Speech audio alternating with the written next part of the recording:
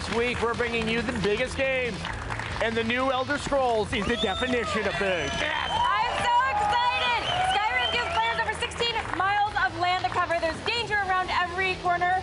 You know, like huge freaking dragons. Scary dragons. Let's get an exclusive look at the game. Yes.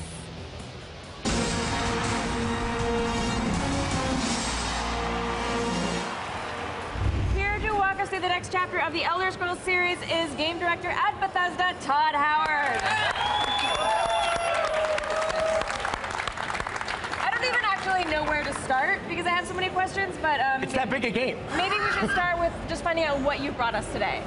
We're giving your audience a big sneak peek. We have a 30-minute demo we're showing in private here at E3, but we're going to give you guys a really, really big chunk of it. This is Skyrim running on the 360. We have a brand new engine we've written for the game, all new graphics, all new gameplay. We just try to make a big, crazy role-playing game with as much stuff as possible in it, just overwhelm you with detail. I mean, obviously, I would not have thought the 360 when I first looked at it, but I'll take your word at it, Todd. I mean, what have you done that's less apparent with the graphics engine and the way that you presented the game? It's, you know, for us, all the little things that you're seeing here, like plants, micro detail, big epic things like mountains, you can walk to the top of that mountain. So we really deal with levels of detail, streaming that in. We have to draw everything, we can't hide it. You know, being able to look at all these plants, pick up the flowers, we're really big into just suspending your disbelief that you are in this world. You can play in third person as well. So we have a new animation system which looks great. A lot of people like to do this, something we spend a lot of time on as well. I mean, are you guys just a little bit crazy when it comes to putting those flowers all on the ground? We are crazy. We have a really big team of amazing people at Bethesda. The group that did Morrowind, Oblivion, then Fallout 3. And after Fallout 3, we jumped on this, and we just wanted to make, you know, hey, let's throw the stone as far as we can. And so you have a sort of a new AI system as well. We do. We have this new system called Radiant Story that makes the game dynamic for you. What we're showing here is you can swing, your right trigger does your right hand, the left trigger does your left hand.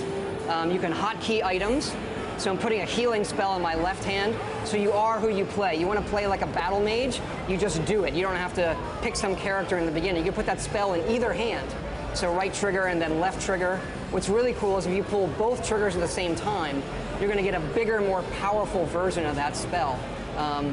Up here, this is new. These are called the Guardian Stones. These are standing stones in the game that you'll find, and they help you define your character by kind of having the stars bless you with a special power.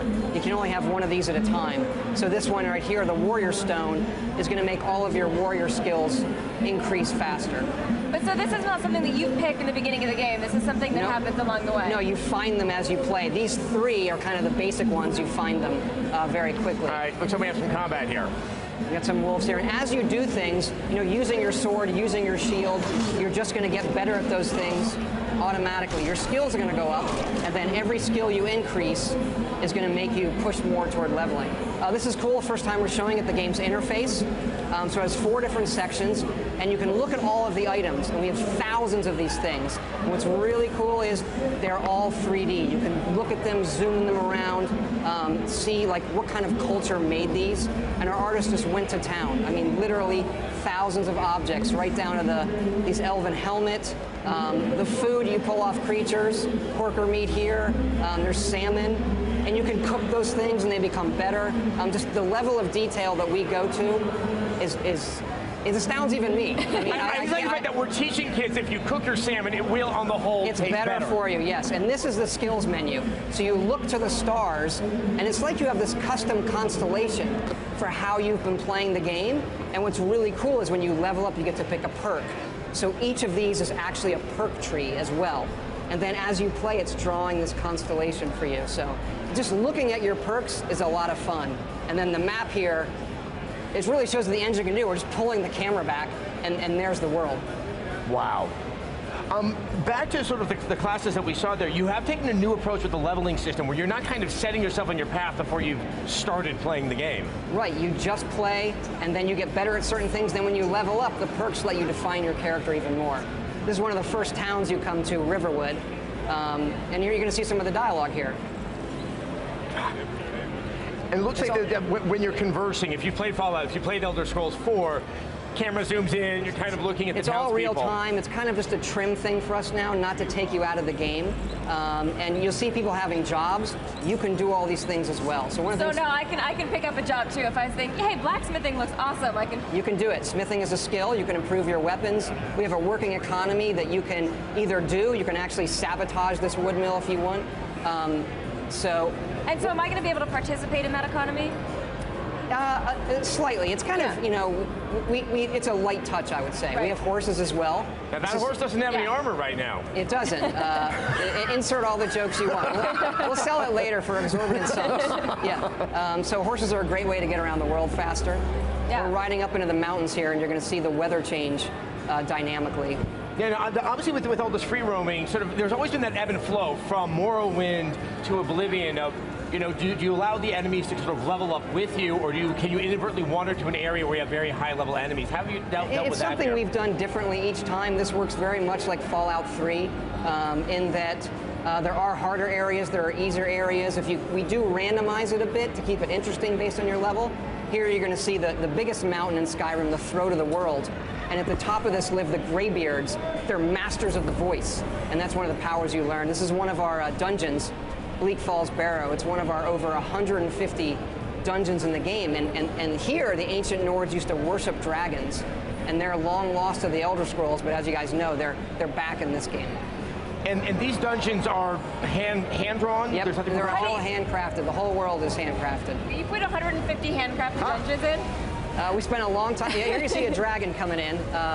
They're unscripted. You know, we don't know what they're going to do. Right. So they're great. You know, they came out way better than we thought they would.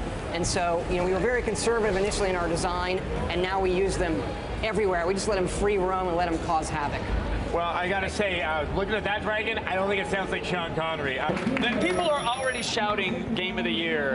No pressure or anything. No pressure. But they're already You shouting can it. dial those down a little bit. It would be helpful. It was the shot of the salmon and the jerky is what sold them. Like they love knowing that. So when we last left the game, we were outside beautiful Vista mountaintop. We had dragons attacking. Now we're in a dungeon. Now we're in a dungeon. We're showing some of the dual wielding here. Again, you can put what you want in your hands, and you are who you play. We got some, you know, the combat is really overhauled. You're going to get some kill moves and things like that. And constant feedback too. I've noticed like every action that you do, you're getting some sort of Yeah, you know, affordance on just play screen the letting you game, know. it's going to tell you, hey, you're getting better at this. This is a guy you find down in the dungeon who's been caught in the spider web. Oh, wow. He's this thief who's stolen this golden claw that you're after when you come into this dungeon. And so, I mean, in true Oblivion style, I mean, Elder Scrolls style, you can decide if you want to free him, save him, or just nuke him with your fire Right, but hand. then he's a jerk and takes off, so he gets his. There we go. You're done. Love it. And then down in here, this Nordic ruin there are Draugr. These are undead ancient Nord warriors who are buried in this tomb. And upcoming, you're going to see me use one of the shout powers. So you use the dragon language and shout, and you're going to do this a lot throughout the game. That's cool. And so now you learn the words, but then you have to kind of unlock the power of the word. You Is that do the case? unlock them by absorbing dragon souls, and there is some of that coming up. Okay. Okay, let's talk dragons for a minute. Your character is a dragonborn. What does that entail? That means you're born with the soul of a dragon. That shout you just saw is called Whirlwind Sprint. It allows you to sprint very quickly through dangerous areas. And upcoming here, we're going to show another shout, which is Slow Time. Oh, wow. All right, so we're fighting this guy You here, can and dual then wield the spells. I love that, and there we go.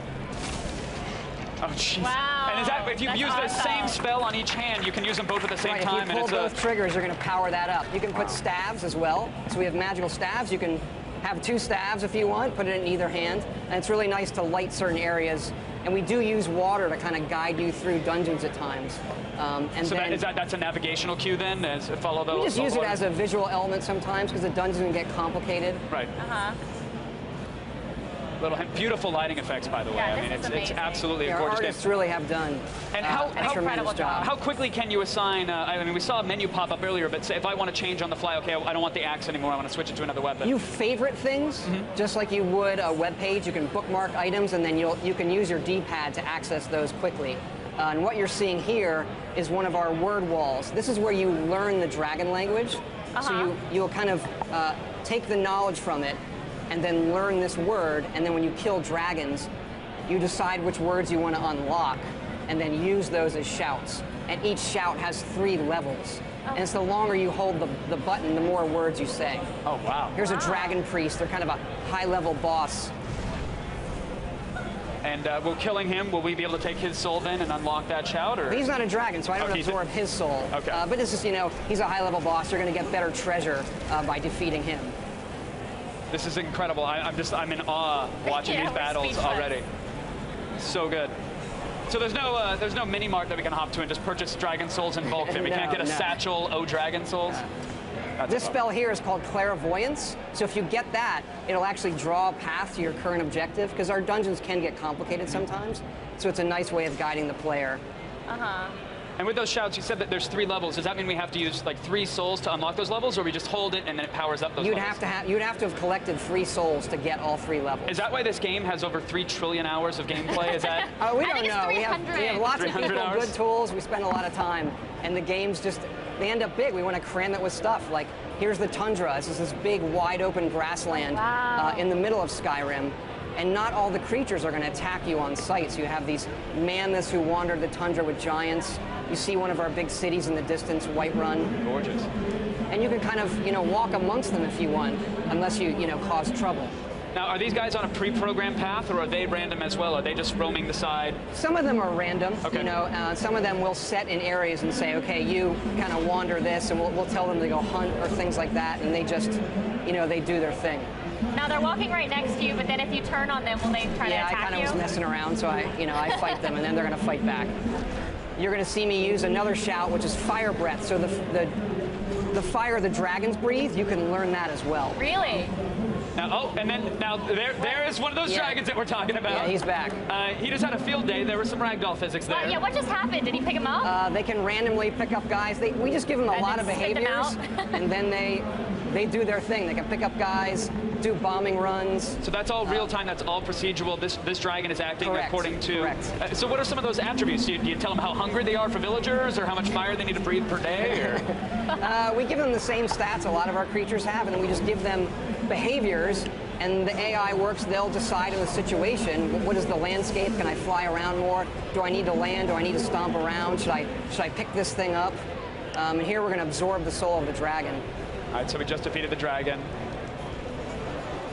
And then that's going to allow me to unlock other shouts. And here comes another one. So there can't have multiple dragons at once. You can't? They will appear in packs sometime as well. Okay. That's a frost dragon that just arrived. It's a much, much tougher dragon. How is it tougher? He's harder to kill. His frost breath will not only hurt you, it'll slow you down, drain your stamina. And so dragons, are there some dragons that are particularly more aggro towards your character, and some that just want to fly around and just be a dragon? Most of them are after you. I don't want to spoil it. It's part of the mystery of the game. Okay. The shout you just saw is Storm Call. It's one of the high-level ones where you can call a storm, and lightning bolts come down and defeat all your enemies. Oh my gosh. Todd, when does this come out?